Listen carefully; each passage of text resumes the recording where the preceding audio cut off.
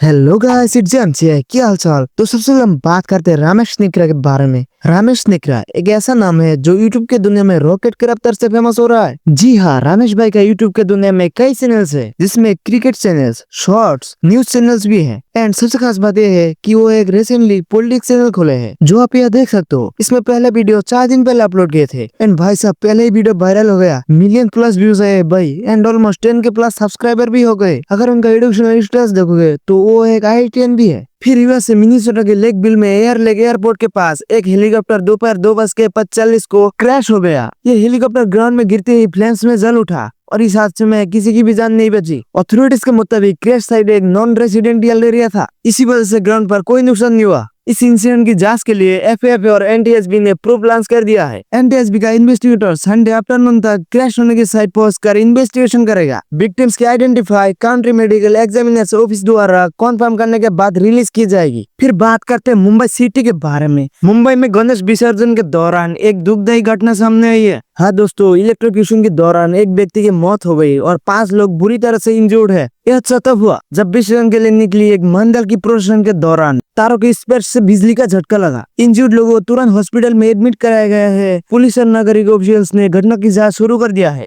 फिर बात करते हैं बड़े मियाँ और छोटे मियाँ फिल्म के बारे में। मुंबई की बांद्रा मजिस्ट्रेट कोर्ट ने एक बड़ा डिसीजन लेते हुए बांद्रा पुलिस को डायरेक्टर आलिया भट्ट जफर, प्रोड्यूसर हिमांशु किशन मेहरा और राकेश रोनादीप के खिलाफ FIR रजिस्टर करने का ऑर्डर दिया है। कंप्लेंट प्रोड्यूसर भासु बागने ने फाइल की है, जिसमें उन्होंने एलिगेशन लगाया है कि फिल्म बड़े मियाँ छोटे मियाँ के दौरान 150 करोड़ से ज्यादा की फाइनेंशियल इरेगुलरिटीज की गई। कोर्ट ने ऑब्जर्व किया कि ऑफेंस सीरियस, कॉग्निजेबल और नॉन वायबल कैटेगरी में आता है। इसके चलते पुलिस को तुरंत इन्वेस्टिगेशन स्टार्ट करने का डायरेक्शन दिया गया है, जिसमें शामिल IPC सेक्शन है 120B, 406, 420, 465, 468, 471, 500 और 506। फिर बात करते हैं राहुल गांधी के बारे में। राहुल गांधी ने अपना न्यूज़लेटर लॉन्च किया है, जिसमें उन्होंने इलेक्शन कम्युनिकेशन और BJP पर डायरेक्ट अटैक किया है, बोलते हुए कि वोट चोरी हो रही है और इलेक्शन कम्युनिकेशन मोदी शाह के लिए काम कर रहा है। उन्होंने कर्नाटका और बिहार के एग्जाम्पल्स दिए, जहाँ उनके हिसाब से फेक वोटर्स और रोल मैनिपुलेशन हुआ। इसके साथ ही कांग्रेस प्रेसिडेंट मल्लिकार्जुन ने भी सवाल उठाए कि क्या इलेक्शन कम्युनिकेशन BJP का बैक ऑफिस बन गया है।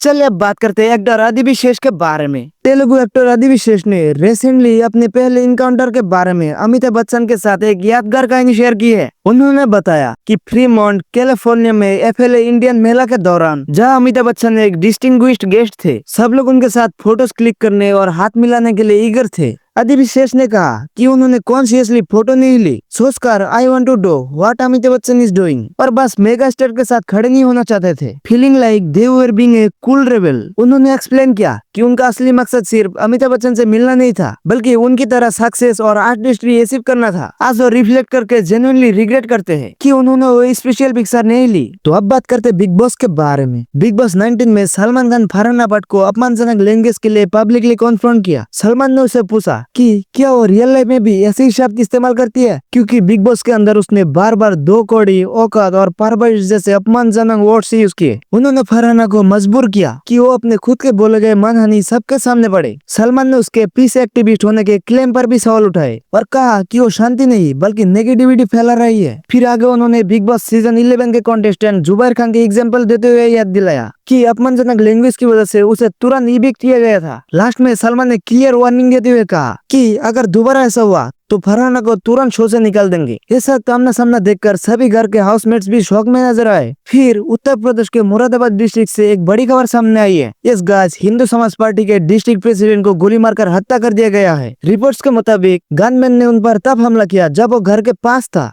ये इंसिडेंट होने के बाद उसको तुरंत हॉस्पिटल में ले जाया गया, बट डॉक्टर ने डेथ डिक्लेयर कर दिया। पत्नी का कहना है कि उनकी पति को कई दिन से धमकी मिल रही थी और उन्होंने इस बात की सूचना पुलिस को भी दी थी, लेकिन सिक्योरिटी अरेंज नहीं हुई। ये मर्डर होने के बाद एरिया में टेंशन बढ़ गई है और हिंदू संगठनों ने प्रोटेस्ट किया है। पुलिस ने इस केस को रजिस्टर कर लिया है और एक्यूज्ड की तलाश जारी है। अथॉरिटीज ने कहा कि इस इंसिडेंट की हाई लेवल की इन्वेस्टिगेशन होगी और सिक्योरिटी अरेंजमेंट्स को और मजबूत किया जाएगा। तो दोस्तों, आज के लिए बस इतना ही। हो सके तो एक सब्सक्राइब कर देना। मिलेंगे नेक्स्ट वीडियो में।